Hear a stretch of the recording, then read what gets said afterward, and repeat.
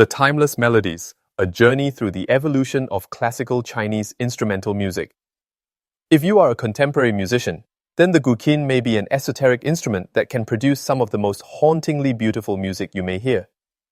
The Guqin is very different from most contemporary stringed instruments, and it dates back to the BC era. Classical Chinese instrumental music has traveled a grand road connecting history, philosophy, and art. It has gone from the misty mountains of old Taoist stories to the contemporary concert halls of Shanghai and Beijing. For more than 2,000 years, this rich legacy has witnessed the development and growth of famous instruments like the Guqin, Guqin, and erhu, as well as the addition of modern Western instruments, producing a soundscape that is both unique and intriguing. Ancient roots, the Guqin and the beginning of Chinese instrumental music. The Guqin is a 7-stringed zither that is one of the oldest Chinese instruments. It has been around for more than 3,000 years. During the Shang dynasty, 16th to 11th centuries BC, the Guqin was an important feature of royal courts and ceremonies. People thought that its deep tones had spiritual and moral value. Confucius, a famous philosopher, was known to be a good Guqin musician, which shows how important the instrument was in ancient Chinese society. People thought that the Guqin's beautiful and calming tones may help people develop their moral character and find spiritual harmony. The rise of new instruments and musical forms. The Guqin, a zither with 21 to 25 strings, was made during the Qin dynasty, 221 to 206 BC. It was a popular option for courtly entertainment and folk music since it could do so many different things and had a wide spectrum of sounds. People have been fascinated by the Guqin's complex playing styles and subtle tone expressions for hundreds of years. During the Tang dynasty, 618 to 907 AD, the Guqin became a common instrument in royal courts. Its deep, resonant tones made imperial music more interesting and complicated. The erhu, a 2-stringed violin, was first made during the Tang dynasty. Chinese folk music is known for its soaring melodies and emotional phrasing.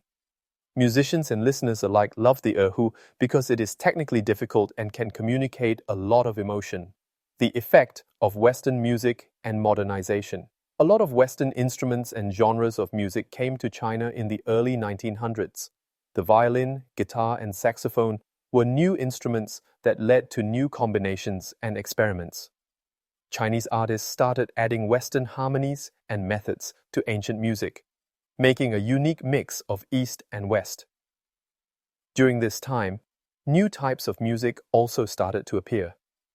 One example is the Chinese orchestra, which used traditional instruments with Western-style arrangements.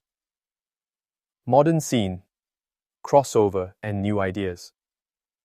After 1949, traditional Chinese music made a comeback, and the Guqin and Guqin became popular again. Musicians nowadays started to push the limits of traditional instruments by adding new methods and electronic parts. The erhu has been used in a lot of modern music to illustrate how expressive it can be. Combining traditional Chinese instruments with Western ones has made for some intriguing new sounds. When you play the Guqin with a guitar or bass guitar, the sounds and textures come together in a really interesting way. The saxophone's smooth, jazzy sounds have also been used with traditional Chinese instruments to make great crossover music. Important works. Ambush from 10 Sides, a typical Guqin tune that shows off the instrument's technical sophistication and variety of expression. The Butterfly Lovers, a famous erhu tune that portrays the narrative of two lovers who can't be together. It has soaring melodies and moving phrasing. Tan Dun's Water Concerto. This modern piece mixes traditional Chinese instruments with Western orchestral parts to provide a beautiful soundtrack. Min Xiaofen's Guqin Meets Guitar. This CD is a game changer because it combines classical Guqin playing with current guitar skills to create a sound that is all its own. What will happen to classical Chinese instrumental music in the future? As we look ahead, It's intriguing to think of the new sounds and styles that will come from the meeting of old and new, East and West. The changes in classical Chinese instrumental music show how rich the country's culture is and how well it can change and come up with new ideas. The future of this historic heritage looks bright since the Guqin, Guqin, and Erhu continue to inspire new generations of artists, and because newer instruments and methods are being added.